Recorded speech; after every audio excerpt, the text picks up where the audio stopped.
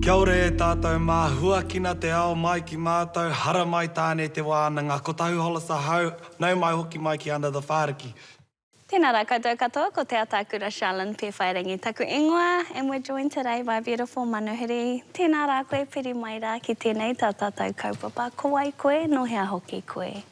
Kia ora, ko Kyrin tuku ingoa, he uri tēnei no tainui me Ngāti Kōriki kahukura, no Tamaki Makaurau ahau, and I'm a qualified counsellor.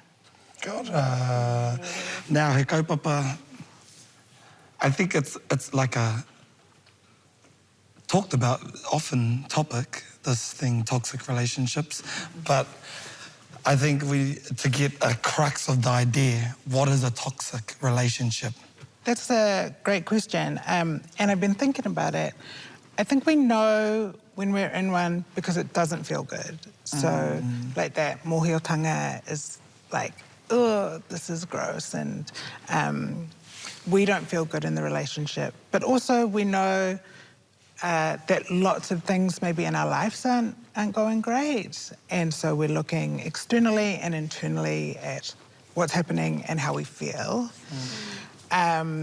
What I'll often talk about is there's no right way to do a relationship, but there's definitely wrong ways to do a relationship. And that's where we find ourselves in toxic situations because maybe the balance is out, or we're young, we don't know, we've been taught different behaviours, we've been role modelled things that maybe aren't healthy. Yeah. And what are those unhealthy things? How do we identify that this is wrong? Yeah, I think we have this kind of, most of us will know what is wrong, like we're thinking about physical, sexual, emotional, mental violence, financial, and I think more and more we're seeing technology as a way to be violent towards people. It's the space that sits under that where, you know, those things don't exist and those things are illegal. So we've got like a range of behaviours that are still legal. So they're like, you know, love bombing someone or intimidating someone, you know, using someone for your personal gain, which extends over what we might think relationship is. You know, I think we can see in whānau maybe it wasn't great in childhood and we're still holding on to these patterns of behaviour into our adulthood, and we're, you know, returning to unsafe situations, but we have like a loyalty and a bond and we love our whānau, and so we find ourselves in maybe precarious situations. You know, it's the way we talk to each other and treat each other and care for each other that potentially misaligns, and then we're in a not great situation. You talked about, I just realised, like, toxic relationships, you can even be brought up in them, in your own whānau. Yeah. Like, it's not that it's with it could be a toxic relationship with yourself. Yeah, absolutely. And I think, you know, if we're thinking about getting relationships right, the relationship that we have with ourselves is the most important. But if you haven't been role modelled that as a young person, like, how would you know? And now we have this amazing access to information where we can learn how to have positive relationships. But if it's really entrenched and if it's intergenerational, and if we look at Ngā Atua and some of those toxic relationships, it's like, wow, it's easy to kind of draw a conclusion as to why we got here and how that happened. There's, you know, we've got so many different relationships in our lives, and some of them we have the ability to remove ourselves from. But we've also got, you know, toxic relationship with, you know, some people that we just, you know, can't separate from, you know, whether that be your mātua, your siblings, your tamariki. How do we deal with those toxic relationships? It's really hard. It's really, really hard. We can set boundaries, and when we talk about boundaries, it's actually You know, we're not saying, you can't do this, you can't do that. It's like, well, what am I going to do if this behaviour occurs? Sometimes we can't do that. That's, you know, we have these relationships with people that are, you know, that are just there, they exist. And for me, it's about how do you care for yourself before and how do you care for yourself after, knowing that you're going to enter into a space that is potentially harmful for you at lots of different levels. What I see is people being like, oh, you know, my mother is really abusive and she always was and she speaks to me in this awful way. I can't advocate that you don't speak to your mother again. Yeah, it's not, you know, that's not the solution here. Yeah. And by changing our own behaviour and being like, okay, I'm going to look after myself and actually when I'm around this person, I'm going to speak really kindly or I'm going to try and do as much damage control. We are also hopefully teaching the other person how we want to be treated. But, you know, I think a large part of that is pre and after care of self. How do we identify that we're a toxic person? Like, sometimes we don't like to tell people how they make us feel because we don't want to hurt them. Yeah. What are some ways in which we can identify that actually that's toxic and that doesn't actually make that person feel nice without them telling you? Yeah, that's really hard as well. It's hard because we are very good at being self-reflective and self-aware, but it is just self, like we're just relying on self. And, you know, I don't know if you've ever kind of played out a conversation in your head with some other person. The reality is it's just you having that conversation. We need good people in our lives. So even if we can't speak directly to that person, we need other people that we can be like, oh, hey, what do you think about this? Or can I get your honest opinion about this? And that might be friends, whānau, a professional. I was listening to one of your other podcasts and you spoke about hene ko-orohia and Tane's relationship. And it's like, we need wise counsel from other people. We need to be able to, someone else needs to be able to call us, essentially, on our behaviour. Hine ko-orohia is a beautiful atua to bring up. Mo tātou kore moho ana ki a hine ko-orohia, ko ia te atua reflection, eh? That's how we kind of describe her, and she carries the wai tapu of the atua and ko ngā roi mata tērā. And when they would get through on the journeys, the tāne te wānanga, she'd get that, you know, every rangi they ascend through, at the start of a rangi, they tohita that rangi. We're not leaving this rangi till we get through this rangi. At the end of the rangi, they pure the rangi. But at the end of the rangi, whai mua I te pure, you have to sit there and reflect on what's happened in that rangi. Eh? And that's not just on what's gone right, what's gone wrong. What can we do better in the next rangi? And tērā kupu hoki, ka-orohia, he kupu mo te sharpen. He sharpen the tools, and that's the tool you're sharpening with reflection. And it was funny that you spoke about the role modelling and time when you feel bad in a relationship. That was something I wanted to bring up. It was the time, role models.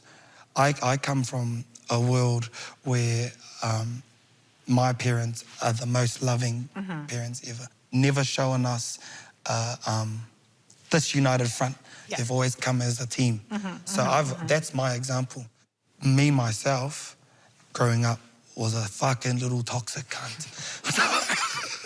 Get it, bro. So Thank it's you for like, your honesty. yeah, it's crazy that like I come from marriage and I come from aroha and I come from full bellies. So I have like no excuse of why I turned toxic kind of thing.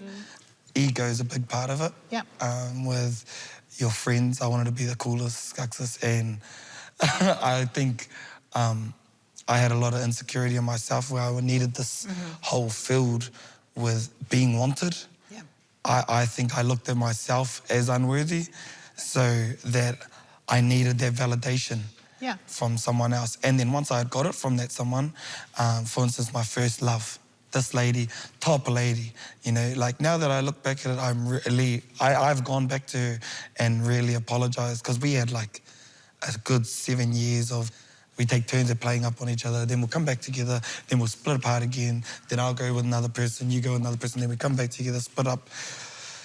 It was the cycle we put each other in of, like, we're each other's person through it all anyway, and we always somehow make it back through all this hard shit, and they seem like tohu to yourself, like, this person we're supposed to be together. Hākua ngā hekenga me ngā iwi ngā piki. I'm now married to a completely different person. But those akoranga, it was really hard for me, because I think it turned into payback at some point, where she had done that to me. So then I felt like the utu in me, I wanted to go do it to her. And then I used that as an excuse. Well, she's done it before. Now I'll play up again, and I'll play up again, and I'll play up again. I'm away from her. So then, and then you get in this place of, I'm an actual cheater. And you become okay with it. Because the other person sometimes does it, or the other person lets you away with it. The cycle, I don't know how or what it was for me. I think for me it was my wife, obviously. She changed me, but some of our kids don't get this anahera just pop up in their life and make them wake up, you know? I think part of it, or what I'm hearing from your experience, is also down to age. You know, becoming an adult is really, really hard, especially in the times that we live in now. We fundamentally want to be seen and heard, and we will seek that out as best we can and as best we know how. And I think as well, we can't discount that this kind of back and forward, push and pull, you know, the hormones are just going wild for it. It loves it, you know, that kind of like, oh yeah, I'm getting my dopamine hit, I'm getting this oxytocin, I feel terrible, I'm gonna go back, I'm gonna, you know, everything's kind of sparking off for us. But what I heard you say is, I don't do that anymore. Actually, I learned from it, and now in a beautiful partnership, I hope. And so you had this experience where you now can maybe acknowledge it, and I'm sure in it, it was really hard to acknowledge it. But that's what we want. We want the learning to take into, you know, our real adulthood. Being young is the time to make the mistakes. And if you're going to be toxic at any time, do it when you're young. You know, there's kind of less repercussions then. If you're still doing this as you age and get older, you know, talk to somebody else. Maybe your friends aren't the one. Your partner's not the one. But being young is a great time to do that and figure it out. As long as we're not, you know, harming people in a way that's, you know, I think, not to dismiss your experience, but you kind of were both in it, you were both in the push and pull, and you're both learning from that experience. Like, how do I want to be treated? Do I like this behaviour? A reflection that I will offer to people is, do you like being treated this way? And if you're treating somebody a certain way and then they turned around and did that to you, would you be okay? And maybe in that moment, you actually were okay because it was just bi-directional. What you fall into. The hard thing with those type of toxic relationships is that love is at the core. And you know you're hurting the other person, and you still convince yourself that you love them through it. That's not real love. That's what it comes down to. And that's, you know, it takes a really high level of self-reflection to unpack or differentiate between real love and pseudo-love. And like, that push and pull is very addictive to us. And so, we think it's love. And again, it's hard when you're young to have those It's hard to call them on it too. I'm going through it at the moment now. I'm living it again through my little brother. He's like putting me through this trauma at the moment. Because he's doing everything I did. And I tell him, like, bro, I'm telling you, this shit ain't how you want to live. And they won't hear you. Even though you know. Absolutely. Like, I'm telling you, I did this. Bro, I know what you're doing, and I know it's not what's good for you. And he tells me, bro, shut up. Yeah. Yeah.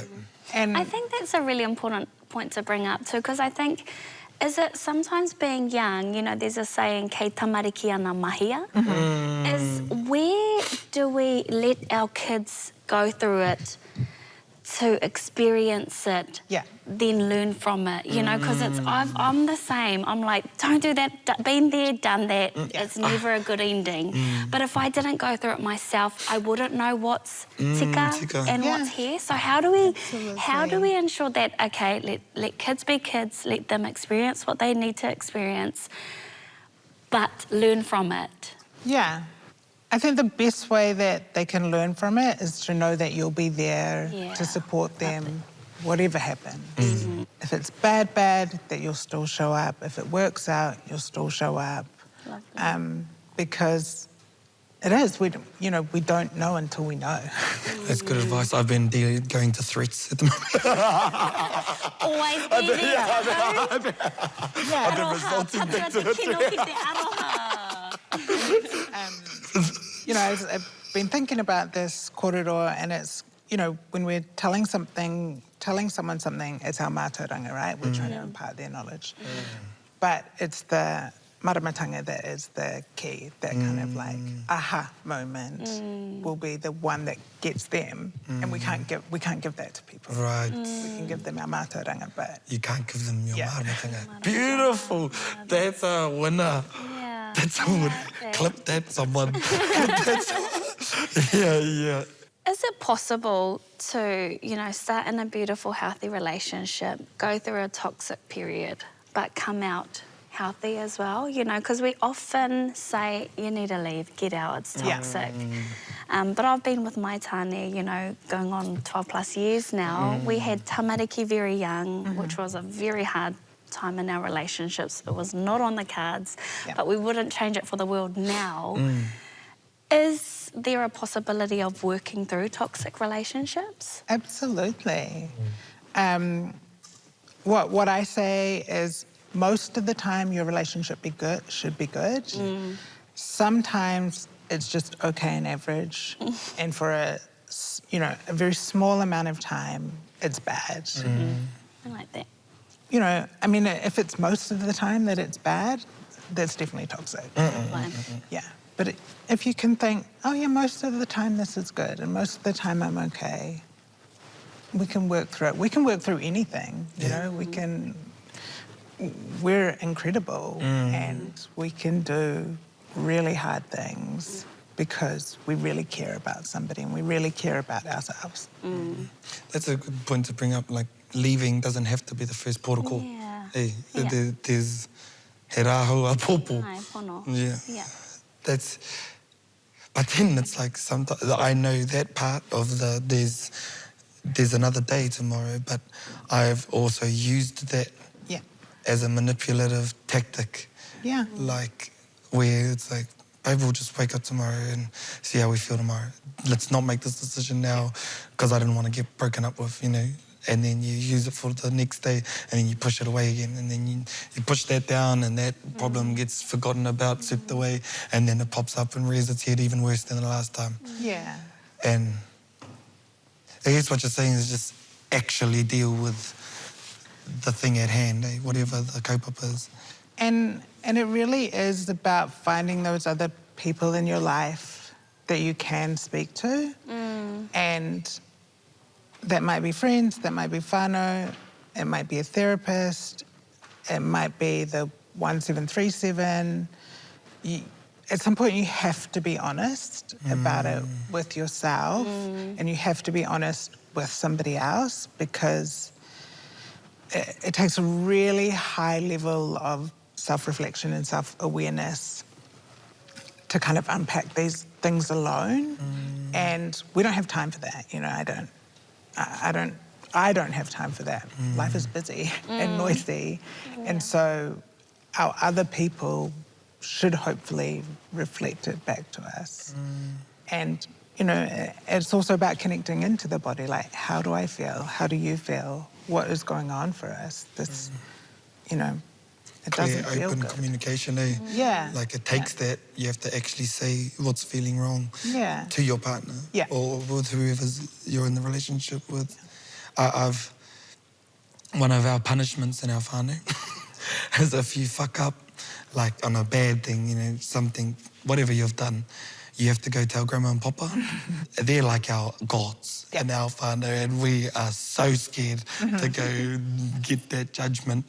And I remember I had played up on my partner at the time, and my mum, she had gone to my mum, and my mum made me go to my grandma and papa and explain, and she said, tell them who you are. Yeah. Yeah, that's what it was. And I said there, and I pakaru. I pakaru, I tangi, I whakama, I oku tani whakakitea, e te whānau. And I was always scared of being a disappointment Yeah. to our whānau because of the aroha we come from and the examples they've set, and that's not how we do it. That's not how you treat waiine in our whānau. In our whānau, like all the breadwinners are women. My mum's the deputy of military education, the other one's CEO, our grandma's the big boss of they're all the big bosses, and our dads are all the tonotonos, pretty much. And that's how we've been raised to treat our waiine, and I wasn't doing it. I wasn't fulfilling my role, I guess. And I remember going to my papa and grandma and telling them that, and I said, this is who I am. Yeah. And they said, that's not who you are. You just did that day. And what they asked. Yeah, that's that beautiful thing of they were there, even in your worst moment. And that's what we need. When we think we're being toxic or we're in a toxic relationship, we need somebody on our side who's like, I will love you through this. Stop. Stop right there. But I will love stop. you through this. Or I will care for you through this, and I will listen to you. And I think that's really hard in friendships and other relationships because people, you know, are like, oh, well, not my drama, or we've talked about it too much. But we just need one person who's on our team. Better if it could be yourself, eh? Yeah. If you can get to the point where you're in your team. Yeah, absolutely. And that's, you know, that is that relationship with self. If you have a really good relationship with yourself, if this is a kind place for you to live, you have less of a chance of ending up in a toxic relationship, whether that be with your whānau, an intimate partner, a friendship, in your work. Like, this is the most important relationship. That's beautiful if you're kind to yourself, eh? And you need to be upstairs, eh? There's too much bad shit out in the world that you're pretty much safe place. We live here 24/7. I'm in it 24/7 with myself. And if it's a good relationship most of the time, it's a much easier place to live in. Today's world is so different to what it was like, you know, when we were growing up. I can't help but think of our tamariki and the impact that social media has on their world. Yeah. What are some things that we can do as, you know, as parents to safeguard our tamariki from that, you know, because social media is not real life most of the time. Yeah. How do we help them shut out the noise and ensure that they are, you know, only reflecting on themselves, because they rely on social media? Yeah. I think it's finding the people that they're aspiring to or they're inspired by and making sure that those are good people. And steering them away from the kind of really toxic stuff that comes up on social media. And so it's about having those really honest conversations. Social media is such a huge part of our world now, and it's only going to get bigger. And so it's about teaching young people and anyone really about what is your relationship with social media, actually. Like, Is that a toxic relationship? Yeah. Yes. Are you spending hours upon hours scrolling? That's the thing. It's hard to judge with people whether you're in a toxic relationship. Engari mo ngā wā, he ine. Yeah. Ke reire, you Yeah. got those, at the end of the week, your screen mirror time, eh? How long have you been How on many there? hours you on Yeah, there? yeah. Yeah. And honestly, I was on there one week for like 10 hours a day, and it was because I was working, Spotify, blah, blah, blah, but it freaked me out Yeah. to the point of like, 10 hours, bro. I was only awake 10 hours that day. Like, Yeah.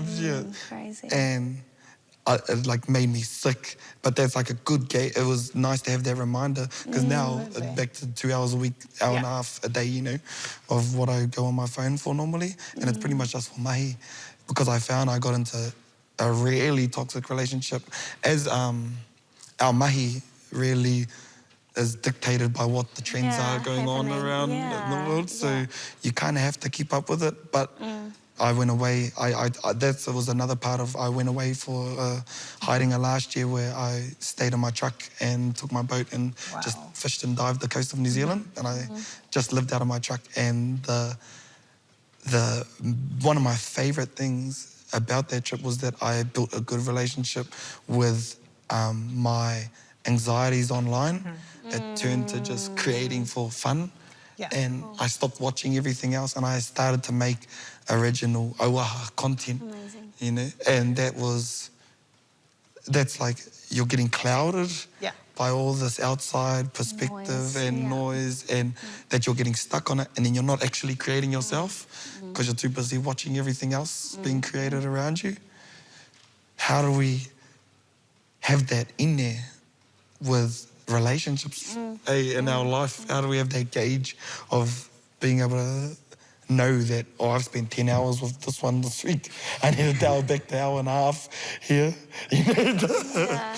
Yeah. And I think too, because we watch social media, you know, we're on it all the time. You know, you spoke how important it is to have, you know, a good relationship with yourself. But, you know, I have a 9-year-old that watches TikTok and is like, Mum, I want this makeup and I want that kakahu. And so it starts from a very young age. Like, I didn't have that at 9. Yeah. You know, it's a whole different world. So how do we ensure that we are letting our 9-year-olds be 9-year-olds, but in a way that is directing them on a path that isn't so heavily influenced by, I don't want to say the wrong people, but, you know, things that they don't need in their lives right now. Like, be a 9-year-old, go outside, climb a tree. Yes. Yeah.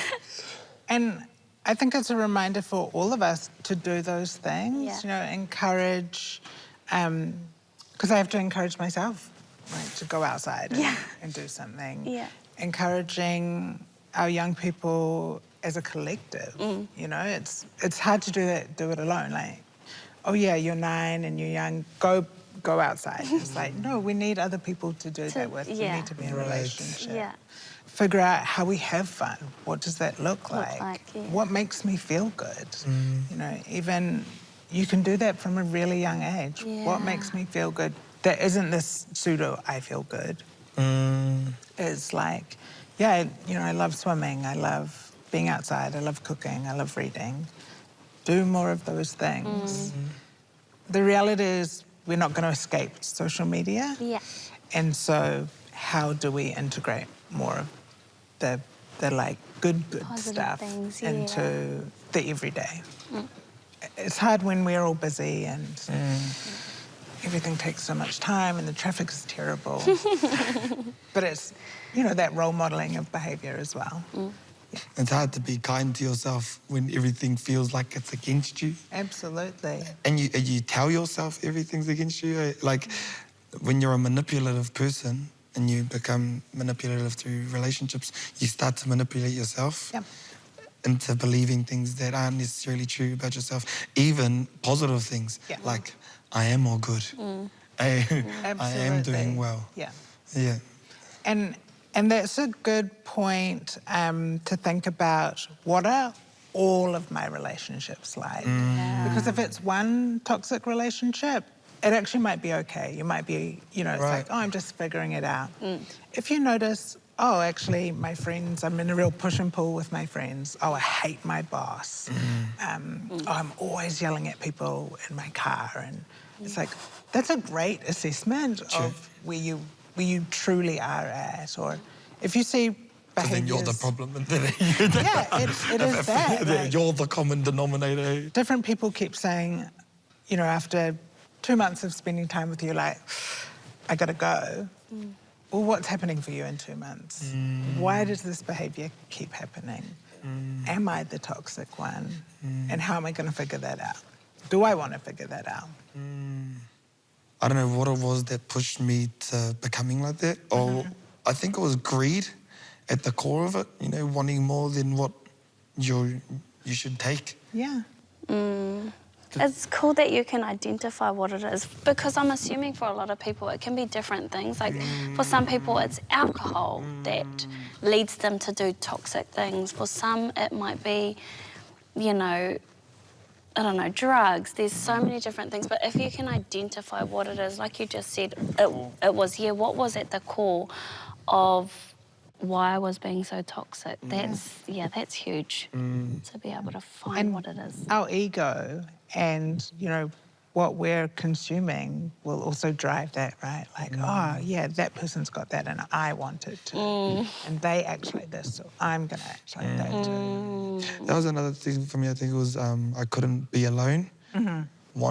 Needed attention, like wanted I grew up in like whare with all my cousins as my siblings. Yeah. So I always had best friends. Like, and to wake my day up, we're going to watch Rugrats or, you know, Teletubbies. That's how we start our day. And then we're outside and we're fishing and we're running to the bush. This was my life, you know. And then at school even, I remember every weekend, because we were whānau with enough rawa to provide for a lot of whānau, my parents always made sure to take whānau home with us on the weekend and would have... I didn't realise that's what it was at the time, you know, where they'd take tamariki to make sure that they're fed and get to their rugby games on the weekend. So I always had like 3-4 bros over at our house on the weekend. So that was my life. Then it's like weekend time, we're on, boys, you know. And then you get to 16 and then you get a missus, and then you love having a friend there all the time, and then you need this companionship. It's hard to be alone. It's really hard. And it's hard when you're young. And, you know, I think that's a great example of I was never alone. And so it's so unfamiliar to me to be alone that it's uncomfortable. I'm so uncomfortable that I would rather have toxicity than being alone. Like, that alternative... You're choosing that alternative. Yeah, is far better than me having to sit by myself. Why would I do that? When I can sit with someone else. Yes. Yeah. I've been in a state where I've had so many people around me but still felt alone too. Oh, yeah. So there's like a balance between, like, you can literally be by yourself and feel alone, but there's also that feeling of you can be with all your whānau, all your friends, your partner, your tamariki, but still feel alone. So it's kind of like, sometimes you just can't win. The human experience is wild. It's so hard. It's hard. We're always learning. There is no right way. There's definitely the wrong way. There's definitely the wrong way. There's no right way to do this. Wānanga pai, tēnā koe mō mātauranga that you gave us. I loved that. There's not a wrong, or there is a wrong way. There's not a right way, but also you can't share your māramatanga. You can only share your mātauranga. Mihi ana ki a koe, tēnā koe I tēnei wānanga I o mātauranga. And ko te tūmanako ko kitea he māramatanga e hoa mā, mihi ana ki a koutou, piri mai ki tēnei hōtaka o Under The Whāriki. See you again. Love yous. All.